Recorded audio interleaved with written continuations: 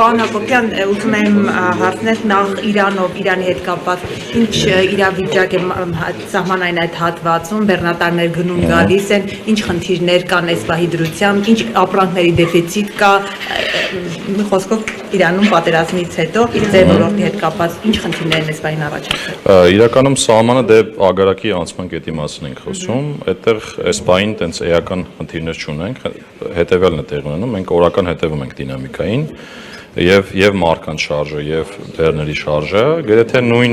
մակարդակներում են, ինչ որ նախկինում եղել են։ Պարզապես երբեմն լինում են հերթեր, օրինակ, հերթեր են գոյանում եւ նաեւ տնտեսվարողներից լսում ենք, որ կան լոգիստիկ խնդիրներ Իրանում, այսինքն խնդիրները ավելի շատ այնտեղ են։ Անկախ դրանից մեր սահմանահատումների վիճակագրության տեսանկյունից, եթե մոտենանք իրավիճակին, այդտեղ մեծ ռիսկեր դեռ չեն առաջացել, բայց հետագա ժամանակաշրջանում,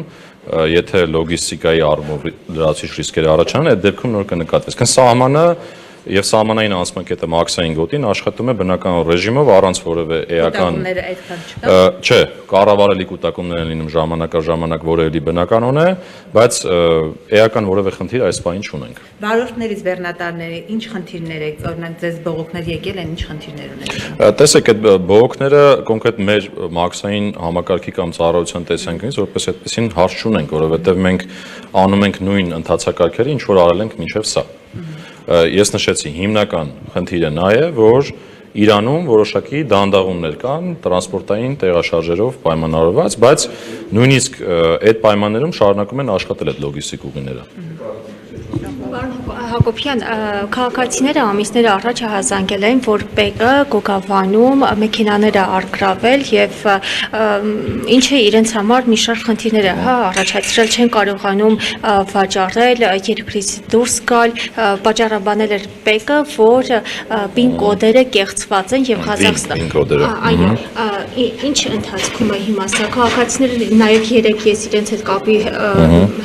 կապի մեջ էի դուրս եկել եւ նրանք ասացին, որ 30 քաղաքացիներ շարունակում են այս խնդիրը ունենալ։ Դուք ինչպես եք պատրաստվում աջակցել լուծել այս խնդիրը։ Տեսեք, աջակցության այստեղ այդքան հարց չկա, ինչքան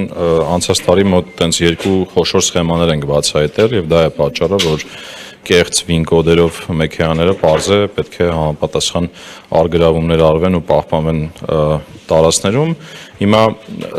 այդ մեքենաները շատ անվտանգ կերպով պահպանվում են մեր Գյումրու մաքսային տարածքում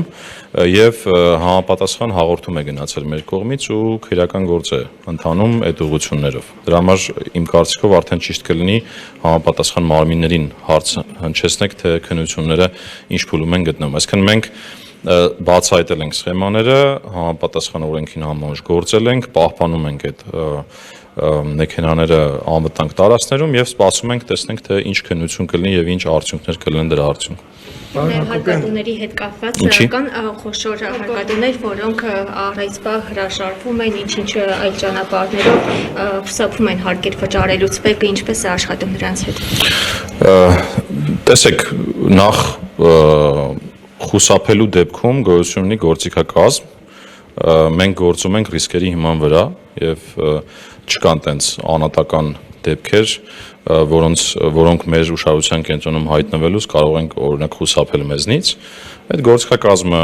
շատ տարբեր է վարչարության գործիքակազմը, ընդհանուր միջև օպերատիվ գործողություններ եւ այս պահին այդպիսի երևույթ չկա, որ խոշոր խուսափումներ լինեն։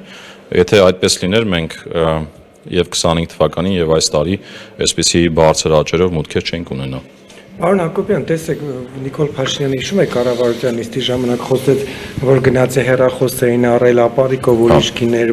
հետո դրանից անմիջապես հետո ՊԿ գնաց եւ այդ խանութը փակեց։ Բայց դա նորմալ չի, որ ապարիկով այլ գիներ եւ ասենք ըստ էության ուղի խրահանգստանալով առանց հասկանալու խորանալու տեղի ունեցածի մեջ ՊԿ գործողությունները իրականացրել են։ Իրականում մենք այդ բարձաբանումը տվել ենք, միգուցե դուք տենց բանը կետային եք արձագանքում իրավիճակին։ Նախ կառավարությունում վարչապետային ինչ որ հնչեցել է, պարզ է, որ գիտեին, որ կա համապատասխան գործեր եւ այդ ընթացքում, երբ որ այդ խոսակցությունը տեղի ունեցել, կար համապատասխան քրեական գործ նույնիսկ։ Այսինքն քրեական գործի շրջանակում համապատասխան գործողություններ են արվել։ Այսինքն այդտեղ ամեն ինչ իրավաչափ է։ Ինչ վերաբերում է օրենսդրությանը, ապա այո, անկանխիկի մասին օրենսդրությունը մեզ ասում է, որ անկանխիկ եւ կանխիկ գները չպետք է իրարից տարբերվեն եւ հանկարծ չպետք է որևէ տնտեսվարող սպառողին շփոթության մեջ գցի եւ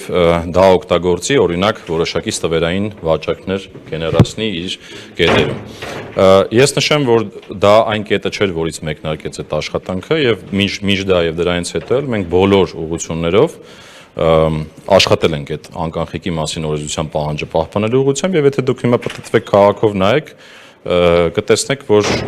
այդպիսի երևույթ չկա կամ եթե նույնիսկ աչքի են գնում մեր ուշադրության կենտրոնում է ու նույնիսկ կայքերն է, որ հիմա ուշադրություն դարձնեք, տեխնիկայի կայքերը, այնտեղ չեք տեսնի օրինակ տարբերակվող գներ։ Հիմա վերաբացվել է։ Իհարկե, օրեր է տևել ուղղակի, այսինքն նորմալ է, տեսեք, քննչական այսինքն քրեական վարույթի շրջանակներում, այդ որ ասում եք պետք, իրականում այդտեղ կա համագործակցություն, եթե խոսում ենք դա քննչական կոմիտեի տիրույթում արդեն գործողություններ են, մենք ուղղակի համագործակցում ենք, քանի որ մենք ենք բացահայտում օրինակ ներկայացնում եւ իրար հետ աշխատում ենք այդ ուղղությամբ։ Մի քանի օր տևել է ուղղակի հասկանանք թե այդ խնդիրը ինչ մասշտաբ է, գույքագրել ենք ինչ մասշտաբ է իրենց ներկայացնում եւ դրանից հետո թողել ենք որ բնականon գործունեություն ծավալի եւ նշեմ որ տվյալ վճարողը իր վարկագիծը իապես փոխել է դրանից։ Ուտուտը երբ որ շրջաններ էր գնացել, առևտուր արեց, այդ ժամանակ եւս ՀԴՄ չտվեցին եւ քաղաքացին պարզաբանում էր այն կերպ, որ ինքը շաբաթը մեկ անգամ, երկու անգամ է կանգնում, այսինքն այս խնդիրը կա, առևտուրը մեկ երկու անգամ է անում շաբաթը եւ դրա համար էլ կտրոն չի տրամադրում։ Հիմա այսպիսի դեպքեր շատ են։ Քանակը կապ չունի, մշակվելու, որտեղ Փաշինյանը այդ ժամանակ ասաց, որ մեխանիզմներ կմշակվեն, կհասկանանք ինչ ենք անելու։ Տեսեք, մեխանիզմ ասածը նախ արդեն գոյություն ունի, այսինքն ցանկացած մարդ, որ վաճառք է իրականացնում, դա արդեն առևտուր է եւ հետեւաբար պետք է գրանցված գործունեություն ունենա, դա նշանակում է, որ պետք է ունենա նաեւ ՀԴՄ սարք, որ համապատասխան առևտուրը իրականացնելուց այդ ՀԴՄ կտրոնը գեներացնի։ Մեխանիզմների մասին ապագայի տեսանկյունից մենք հիմա քննարկում ենք օրինակ առցանց ՀԴՄ-ի համակարգ ունենալը, որ միգուցե ապագա տարիներին մենք ունենանք մի համակարգ, որը հնարավորություն կտա ավելի պարզ ձևով գեներացնել այդ ՀԴՄ կտրոնը, օրինակ հեռախոսում համապատասխան ծրագիր ունենալու միջոցով եւ իր վաճառքը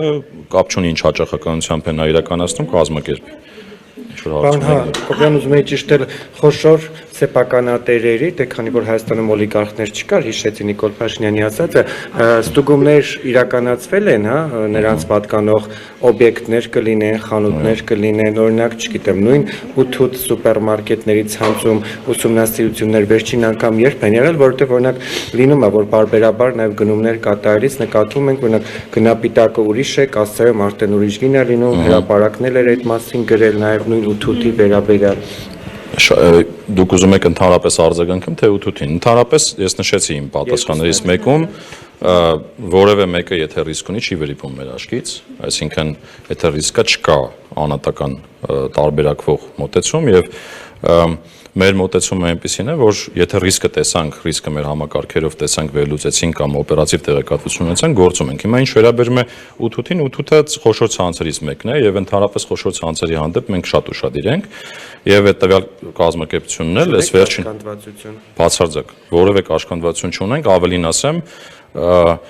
վերջերս մի խոշոր ստուգում ենք իրականացրել եւ մի քանի 100 միլիոնի հարկային, այսպես ասած, պարտավորություն է պոտենցիալ գեներացվել եւ դրա արդյունքում համապատասխան բանակցություններ են իրականացվում կազմակերպության հետ, որ իր պարտավորությունները պատշաճ կատարի։ Բայց որևէ կաշկանդվածություն միանգամից քրեական գործ կհարուցի, որը քաղաքական ենթատեքստ չկա այդ ամեն ինչում ստուգումները, որովհետեւ մենք տեսանք անմիջապես Սաղել Կարապետյանի հայտարարությունից հետո ՊԵԿ-ը նրա բոլոր բիզնեսները սկսեց ստուգել եւ ինչ որ բաներ փորձեց գտնել։ Այդպիսի բան չի եղել։ Հիմա օրինակ Տաշի գրուպի հետ կապված դուք ինչ ստուգումներ եք իրականացնում, չկա։ Տեսեք, էլի նորից դուք բարբերաբար ինձ տանում եք այն դաշտ, որ հարցը քաղաքականացնեք, ես ասեմ հարց ստուգումներ եղել են։ Եվ ինչ է կարձանագրել։ Ասում են ստուգում են, փորձում եք ինչ-որ բաներ անպայման գտնել։ Հիմա ինչ։ Չէ, տեսեք, ոչ թե փորձում ենք ինչ-որ բաներ անպայման գտնել։ Որտեղ կա քաղաքական հրահանգ։ Բացարձակ չկա այդպիսի բան։ Տեսեք, այո, տարբեր կազմակերպություններով տարբեր խոշոր բացահայտումներ եղել են, եւ նախկինում են եղել, եւ այս անցած տարվա ընթացքում են եղել եւ կարող է շարունակել լինեն, եթե համապատասխան ռիսկերը տեսնենք։ Ես դրա համար եմ ասում, մեր մոտ որևէ կազմակերպության նկատմամբ վերահսկողություն անելու կաշկանդվածության գոյություն չունի։ Այդ թվում եւ Տաշիր